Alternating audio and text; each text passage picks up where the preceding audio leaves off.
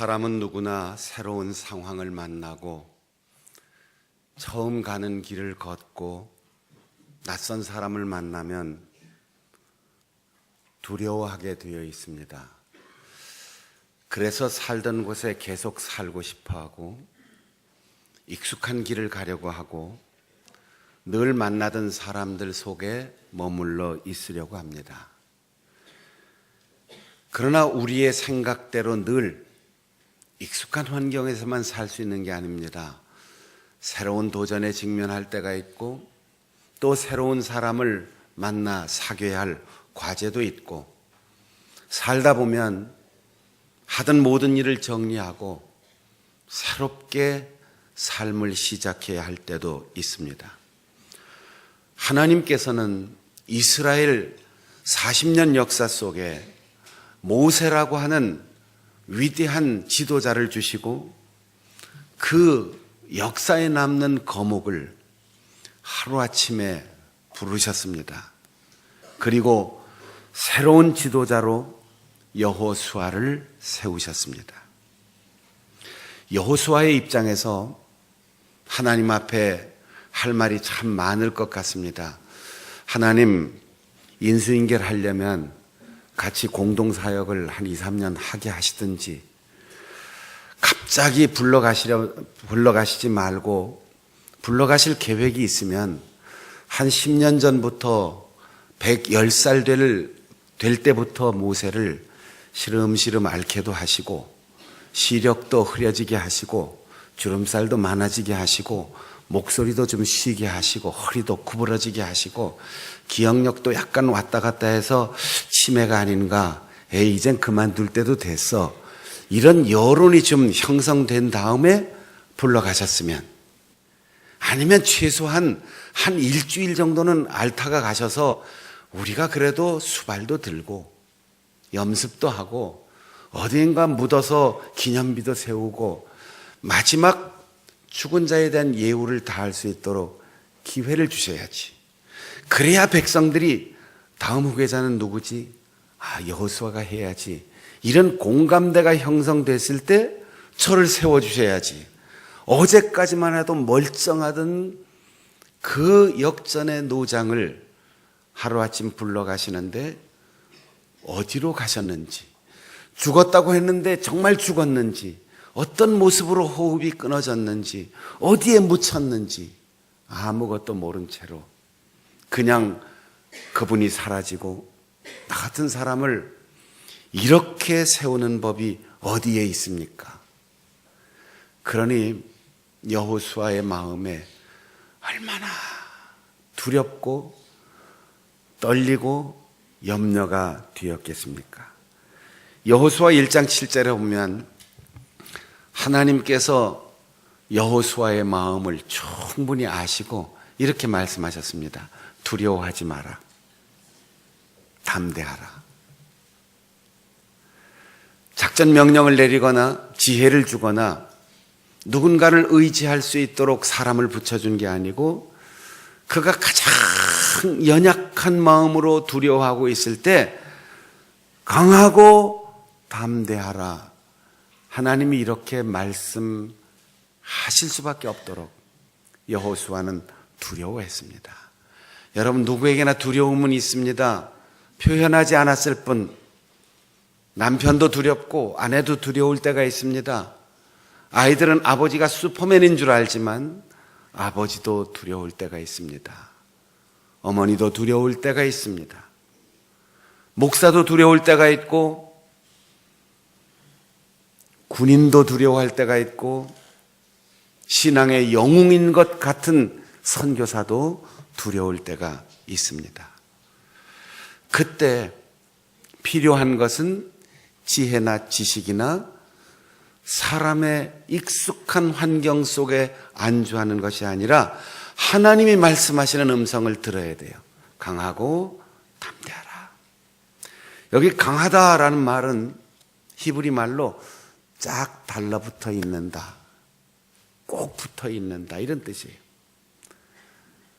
사명자의 능력은 스스로 우뚝 서서 생기는 게 아니고 하나님과 밀접 밀착되어 있는 정도만큼, 하나님과 떨어지지 않고 붙어 있는 만큼 하나님의 강함이 그에게 그대로 적용되는 겁니다. 담대하라라는 말은 단단하게 말랑말랑해지지 마라, 그런 뜻이에요. 이스라엘의 지도자가 되는 덕목은 단 두 가지입니다. 하나님과 함께 붙어 있을 것. 또 하나는 두려움 때문에 돌아가는 게 좋지 않을까? 요단강 건너에는 철기 문화를 가진 원주민들이 있는데 그냥 이쪽에서 살면 어떨까? 아니면 한 세대가 지나고 좀 더 준비된 다음에 하는 게 좋지 않을까? 그렇게 물렁물렁 생각하지 말라는 거예요. 하나님께서 가라고 하면 가고, 하나님께서 머물라 하면 머물고, 하나님께서 하라고 하는 일을 단단하게 마음 먹고 하라는 거예요. 그것을 위해서 40년 동안 훈련시켰던 거예요. 자, 하나님께서 이렇게 격려하고 이렇게 위로하고 내가 너와 함께 하겠다, 걱정하지 마라, 두려워하지 마라, 담대하라, 이렇게 말씀하시는데 이것으로 끝난 게 아니에요. 하나님의 말씀 앞에 자신을 세워놓고 백성들에게 하나님께서 나에게 말씀하셨다, 가자, 그 땅을 우리에게 주셨으니 약속의 땅으로 요단강을 건너 가자, 이렇게 백성들에게 선포했습니다. 두려움 속에서 취임 첫 일성으로 하나님이 말씀하셨으니 가자, 이럴 때 백성들이 고개를 확 돌리거나 에이구, 모세도 죽었는데 여호수아하고 어떻게 경험도 없는 사람하고 저 길을 건나, 120년 된 어른하고 살다가 이 새파란 사람하고 우리가 어떻게 가, 이렇게 고개 돌리면 여호수아 마음속의 두려움이 다시 살아났을지도 몰라요. 그런데 여호수아 1장 17절에 보면 백성들이 그에게 모세에게 순종한 것 같이 당신에게 순종하겠습니다. 하나님께서 모세와 함께 하신 것처럼 당신과 함께 하시기를 기도합니다. 오직 강하고 담대하소서. 하나님의 부르심과 격려, 백성들의 신뢰와 격려, 아래 위에서 이렇게 격려하는데 바보가 그 자리에 있어도 충분히 직무를 수행할 수 있어요. 아무리 무능한 사람도 하나님이 격려하시고 백성들이 믿어주는데 못할 일이 뭐가 있겠습니까? 훌륭한 사람은 스스로 훌륭해서가 아니고 좋은 토양에서 나오게 되는 겁니다. 하나님께서 세우신 여호수아, 백성들이 불안해하지 않고 그를 신뢰하고 격려할 때 요단강을 건너고 가나안 약속의 땅을 정복하는 놀라운 역사를 이루게 되었습니다. 사랑하는 성도 여러분, 하나님이 여러분이 어떤 홍해 앞에, 어떤 요단강 앞에, 어떤 두려움과 난제 앞에 있다 할지라도 사명으로 우뚝 서서 하나님과 밀착하여 참된 신앙과 사명의 관계를 조금도 틈 벌리지 않고 살아간다면 하나님께서 주신 마음으로 담대하게 백성들 앞에 세상에서 당당하게 선다면 사람들도 격려해 줄 겁니다. 믿음직한 모습으로 사명의 길을 걸어갈 수 있기를 바랍니다. 또한 하나님께서 세우신 민족의 지도자, 교단의 지도자, 교회의 지도자, 우리의 부모 어른들 잘 따르겠습니다. 존경하겠습니다. 그렇게 격려해 주므로 우리의 공동체가 든든해지고 하나님의 놀라운 역사가 나타날 수 있기를 축복합니다. 얼마 전에 남미에 있는 모든 선교사들을 브라질 상파울로에 다 모이게 해서 거기서 선교 전략 회의라는 이름으로 수련회를 하고 선교 보고를 받고 선교지 상황을 파악하고 그리고 돌아왔어요. 출발하는 날 인천 공항에 오후 비행기를 기다리고 있는데 누군가가 와서 저한테 인사를 해요. 박순영 목사님, 장충단기 목사님, 안녕하세요. 누구십니까?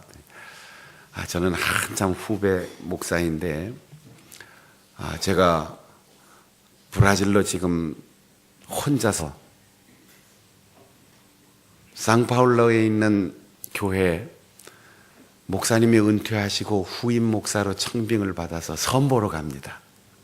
막막하고 두렵고 생각지 않았던 사역의 길이 열려서 떠나는데 공항에서 목사님을 뵈니까 너무나 반갑고 위로가 됩니다. 그래서 같이 출발을 했어요. 미국에서 비행기를 갈아타기 위해서 달라스 공항에서 복잡한 수속을 하다가 수속을 다 마치고 거기서 브라질로 가는 비행기를 갈아타려고 기다리다가 생각해 보니까 그분이 안 보이는 거예요. 자기는 포르투갈 말도 한마디도 할 줄 모르고 한마디 딱 할 줄 안다 그래. 한마디. 오브리가도, 땡큐 한마디만 하고 브라질 말이라고는 들어본 일도 스페인 언어도 해본 일도 포르투갈 언어도 아무것도 모르는데 하나님교회 청빙 제의가 와서 자기가 지금 선보러 가는데 이 사람을 제가 놓친 거지요. 그래서 공항에서 막 걱정하면서 우리 일행하고 큰일 났다. 그분 혹시 어떻게 잘못된 거 아니야? 요즘 미국 공항에서 쫓겨나는 한국 사람들 굉장히 많다던데 이거 어떡하나 막 걱정을 하는데 그분이 나타났어요. 반갑습니다 그러면서 자기가 줄 쭉 맞춰 오다가 조금 이탈돼서 이렇게 한 바퀴 돌아서 왔는데 제가 아이고 더 많이 기도하라고 잠시 안 보이다가 나타나셨네. 우리가 많이 걱정했어요. 그러면서 같이 상파울로 공항에 아침에 도착했습니다. 그랬더니 그 교회, 청빙하는 교회 은퇴하신 목사님부터 장로님들까지 쭉 이제 새 목사님 선보러 온다고 공항에 마중을 나왔는데 이게 웬일입니까? 목사님 혼자 오는 줄 알았는데 교단의 해외선교위원장이 나타났지요. 교단 총무님이 나타났지요. 해외선교위원회 부위원장 장로님이 나타났지요. 교단의 인사들이 나타나니까 그 교회에서 마중 나온 분들이 전부 놀란 거죠.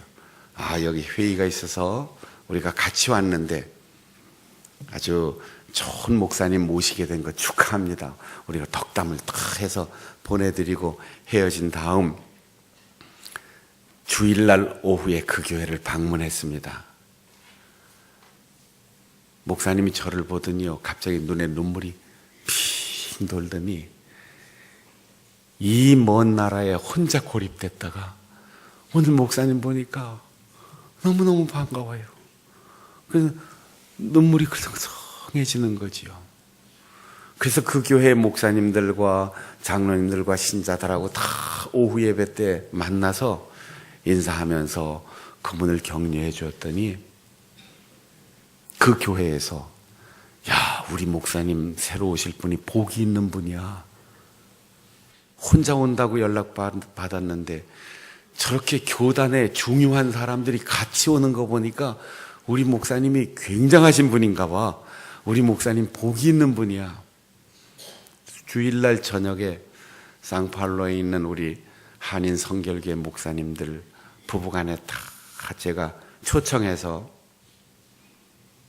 상파울로에서 제일 좋은 음식점에서 맛있는 음식을 대접해드리고 격려해드리면서 한인교회 목사님들 보고 멀리 떨어져 있는 우리보다 가까이 있는 한인교회에서 원주민들을 위해서 봉사하는 우리 선교사님들을 잘 잘 돌봐줬으면 좋겠습니다 하고 부탁을 하고 돌아왔어요.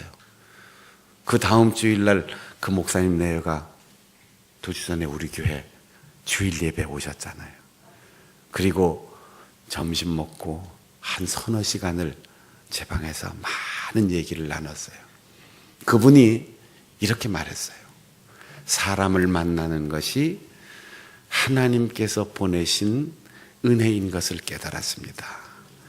막막하게 생각지 않았던 우리나라의 저 지구의 반대편에 있는 그 나라로 하나님이 보내시면서 외롭지 않도록 목사님들을 만나게 해주시고, 또 장충단교회 예배 참석하고 목사님하고 이렇게 대화하는 가운데 하나님께서 나를 위로해 주시는 것을 깊이 깨달았습니다. 그러면서 가셨어요. 여러분, 하나님의 격려와 함께 우리에겐 누구나 사람의 격려가 필요합니다. 격려하며 삽시다. 위로하며 삽시다. 여호수아의 두려움을 떨쳐버릴 수 있는 하나님의 격려와 백성들의 신뢰에 찬 그 격려가 여호수아를 모세를 능가하는 위대한 지도자로 만들었습니다. 따라해 보겠습니다. 격려하며 살겠습니다. 위로하며 살겠습니다. 그렇게 저를 격려해 주실 뿐 아니라 옆에 있는 분들에게도 그렇게 격려해 주세요. 위로 받으세요. 당신을 격려합니다.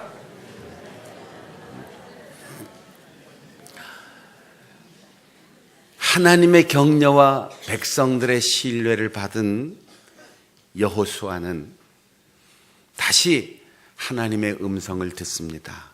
오늘부터 시작하여 내가 너를 크게 하리라. 여호수아가 누구입니까? 모세 대신 뭘 해본 일이 없어요. 모세의 그늘에 치여서 평범한 시종, 하인이었어요. 모세가 기도할 때 옆에서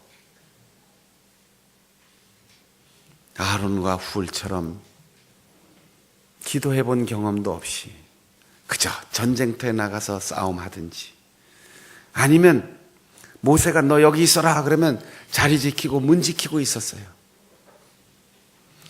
그런데 하나님께서 큰 인물을 세우신 게 아니고, 위대한 지도자를 세운 게 아니고, 별 볼 일 없는 여호수아를 오늘부터 너를 키워주기 시작하겠다. 하나님이 키워주시는 거예요. 여러분이 자녀를 키우는 것 같지만 하나님이 키워주시는 거예요. 우리가 교회를 키우는 것 같지만 하나님이 키워주시는 거예요. 우리가 열심히 일해서 경제성장 이룬 것 같지만 하나님이 우리에게 복을 내려주시는 거예요. 여러분, 시작이 하나님께 있고 과정이 하나님께 있고 결실이 하나님께 있음을 믿고 하나님과 함께 시작할 수 있기를 바랍니다. 성도들 가운데 가끔 그런 분들이 있어요. 시작은 혼자 마음대로 해놓고 다 틀리고 어려우면 쫓아와서 목사님 어떻게 하면 좋을까요?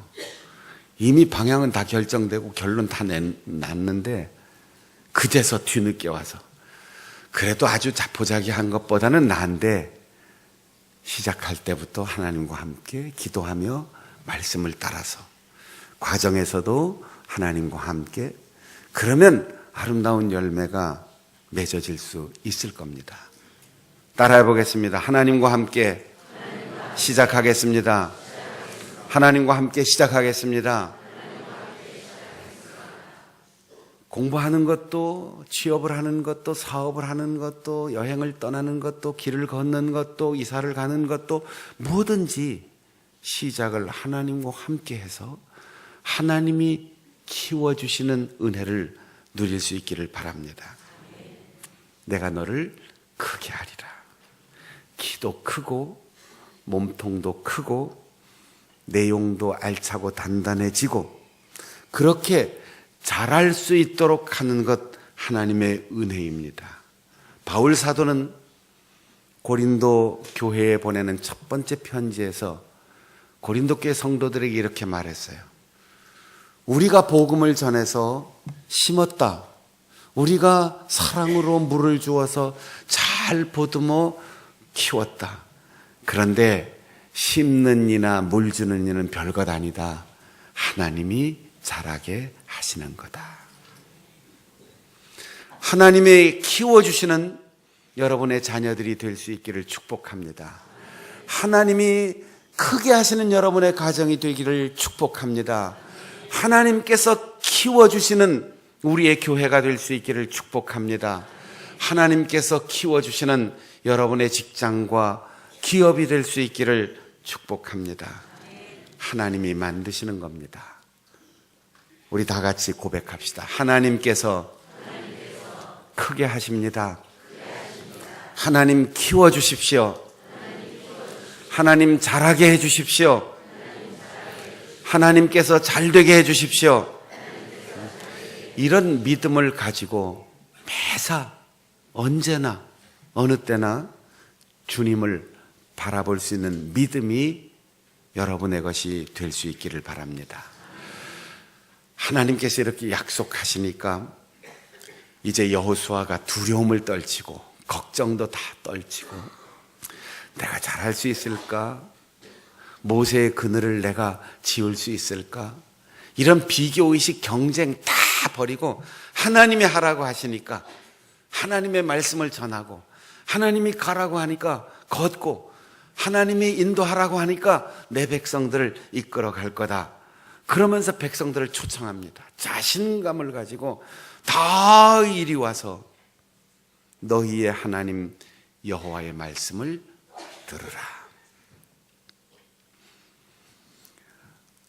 오래전에 헤어졌다가 몇십 년 만에 만나는 저희 고향 사람들, 또 중학교, 초등학교 동창들, 이런 사람들 만나면 저를 보고 신기하다 그래요. 야, 순영아, 네가 목사가 됐어? 아니, 심지어 신학교 동기들도 박순영 목사가 저렇게 목회하는 게 신기하다 그래요. 왜? 어디 가서 존재감 없이 조용하게 살았어요. 책 읽고 생각하고 그저 한두 사람 만나 조용히 얘기하는 거 좋아하지, 남 앞에 나서서 말 한번, 자기 주장 한번 내세워 본 적이 없어요. 우리 동기들은 늘 저 만나면 그래요. 조종남 목사님 앞에서 어떻게 설교를 하냐. 저는 우리 교회에서 조종남 목사님 이렇게 부르는 것도 죄송스러워요. 우리는 학교 다닐 때 감히 조종남 목사님이라고 불러보지는 못했어요. 학장님, 조종남 박사님, 그 이름을 입에 떠올리는 것도 어려워했어요. 근데 우리 아래 위에 모든 동기들이나 선후배들이 야, 조종남 박사님 앞에서 어떻게 설교하냐. 그게 기적이죠. 그게 기적이지요. 하나님이 키워주시고 하나님이 붙들어 주시니까 가능한 일이죠. 제가 저의 짧은 인생의 경험이나 지식을 여러분에게 전하기 원한다면 여러분이 여기 오시겠어요? 하나님께서 말씀하시는 것을 듣고 깨닫고 그 말씀을 선포하니까 여러분들이 그 말씀에 귀를 기울이는 것 아니겠습니까? 여러분 오십시오. 만납시다. 모입시다. 이게 목사의 초청이나 목회실의 초청이 아니고 주보의 광고가 아니고 하나님의 부르심인 것을 깨달아야지 돼요. 수요일 날 강준성 씨가 옵니다. 모이세요. 모였던 분들은 알지요. 안 온 분들이 얼마나 아름답고 좋은 기회를 놓쳤는지. 제가 목회하고 인생을 살면서 보니까 손해본 사람은 자기가 손해본 줄을 모르더라고요. 위험한 재난이 비껴가는데 그 길을 멀쩡히 지나간 사람은 그 재난이 비껴간 줄 몰라요. 고통과 고난을 당해본 사람은 그 고난이 얼마나 엄청난 건 알지요. 저도 지금까지 목회하고 수많은 강사들을 부르고 또 만나고 설교도 듣고 했는데 전 참 놀랐어요. 그 30대 중반의 젊은 청년이 그렇게 분명하고 똑바른 신앙을 가지고 우리들 앞에 서서 1시간 반을 쉼 없이 얘기하는데 원고도 없이 그냥 마이크 들고, 그런데 하고 싶은 얘기 10분의 1밖에 못한 것 같더라고요. 제가 어제 신학대학 교수님 한 분 만나서 우리 신학대학의 지도자들이 될 사람들에게 한번 좀 보여줬으면 좋겠다 제안을 했는데, 안 오신 분들은 손해본 줄을 모르니까 더 얘기할 것 없고, 서울중앙지방의 모든 교회들이 오늘 오후 예배 다 참패하고 신길교에 모여서 우리 교단의 얼굴로 활동하고 있는 최고의 설교자 한태순 목사님 설교하러 오는데, 지방회를 위해서, 교단을 위해서, 나라와 민족을 위해서 기도합시다. 함께 기도하고 헌금 모아서 교회 개척합시다. 이게 기회인데 안 가는 사람은 할 수 없는 거죠. 손해보는 줄을 모르는 사람은 할 수 없어요. 작정 심야기도 내일부터 합니다. 많은 사람들이 다 복받고 행복하게 살기를 원하는 마음을 목사가 가지고 있는데, 복받는 사람이 많지 않은 거는 참석 안 하니까 그렇죠. 왜 다른 교회들은 열심히 잘 참석하고 차량 제공 안 해도 스스로 전철 타고 가는데 우리 교회는 차를 대놓고서 가자고 해도 안 가는지 모르겠어요.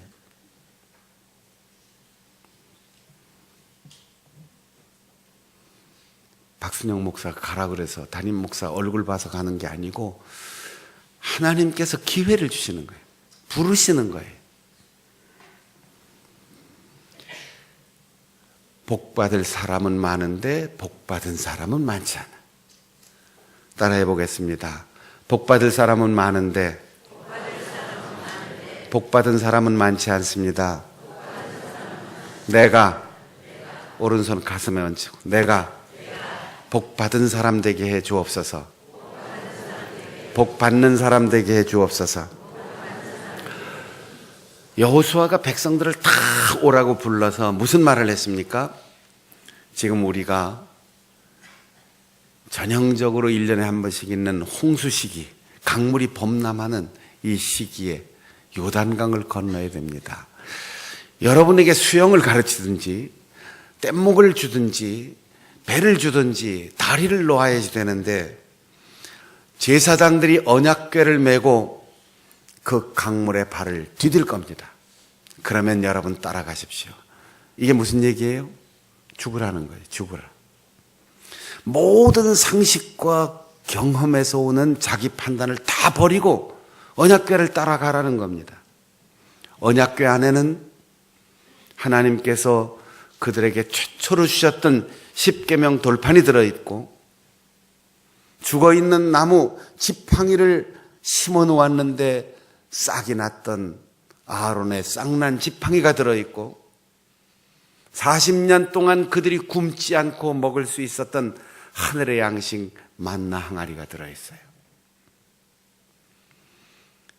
제사장이 중요한 게 아니고 그 언약궤를 맨 제사장의 발이 강물에 닿을 때 따라가라는 거예요.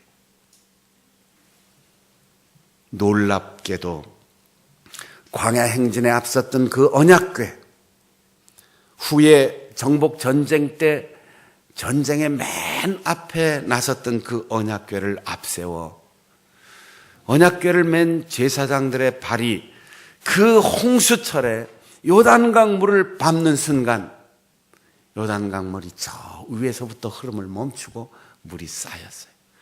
그리고 메마른 땅이래요. 그 강을 건넜습니다. 여러분, 홍해는 어떻게 건넜지요? 바다가 쪼개져서 그 바다 밑에 길로 마른 땅처럼 이스라엘 백성들이 건넜습니다. 요단강은 흐르던 강물이 멈춰 섰습니다. 그리고 마른 땅으로 이스라엘 백성들이 건넜습니다. 우리가 내일부터 모여 밤 기도를 시작할 때 하나님께서 세상을 이기라, 기도의 능력과 성령 충만한 능력으로 세상을 이기라 라고 말씀하시는 주의 음성을 들을 수 있기를 바랍니다. 초저녁에 좀 일찍 시작했다가 일찍 끝나면 가서 드라마도 볼 텐데, 그거 이기자는 거예요. 드라마에 목숨 걸고 꼭 봐야 되면 요새 재방송도 얼마든지 하니까 본방사수해서 여러분이 월급 받을 겁니까? 생명 연장할 겁니까? 밤 9시부터 밤 12시까지 이 어둠의 세력이 가장 활발하게 활동하는 그 세속문화를 우리가 말씀과 기도로 극복하는 짧은 경험을 해보자는 거예요. 9시부터 12시까지 어떤 일이 일어납니까? TV, 인터넷, 먹고 마시고 모함하고 음란 문화가 횡행하는 그 밤의 영역을 우리가 성령으로, 기도로, 말씀으로 이기자는 거예요. 그래도 박순영 목사가 워낙 마음이 착해가지고 다른 교회는 이 밤기도를 9시에 시작해요. 그래도 8시 반에 시작하는 건 30분이나 내가 땡겨서 시작하자고 하는데 8시 반에 모이는 데는 핑계가 없어요. 새벽에는 출근 때문에 못 모이고, 멀어서 못 모이고, 배고파서 못 모이고, 자, 퇴근해서 저녁 먹고 8시 반까지 못 올 만한 거리나 사정이 있는 분 있으면 지금 오른손을 들어서 표시해 주시기 바랍니다. 따라해 보겠습니다. 악한 밤의 문화를 기도로 이기자, 말씀으로 이기자, 성령으로 이기자, 세상을 이기는 백성이 되자.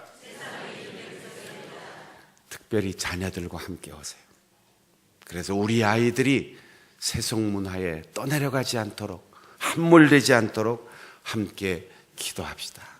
사도행전 12장에 보면 베드로가 감옥에 갇혔고 내일 헤롯이 끌어내어 그의 목을 베려고 할 때 교회는 그를 위하여 간절히 기도하더라. 그 밤에 하나님이 천사를 보내어 베드로를 구출해 주셨습니다. 바다를 쪼개시는 하나님, 흐르는 강물을 멈추게 하시는 하나님, 예수님께서는 바람과 파도를 가라앉게 하셨습니다. 따라해 보겠습니다. 바다를 쪼개시는 하나님, 흐르는 강물을 멈추게 하시는 하나님, 바람과 파도를 잔잔케 하시는 하나님, 그 하나님의 능력을 여러분 모두가 오늘 오후 그리고 작정 심야 기도회를 통하여 경험할 수 있기를 축복합니다. 축복합니다. 축복합니다. 기도하겠습니다. 통성으로 기도할 때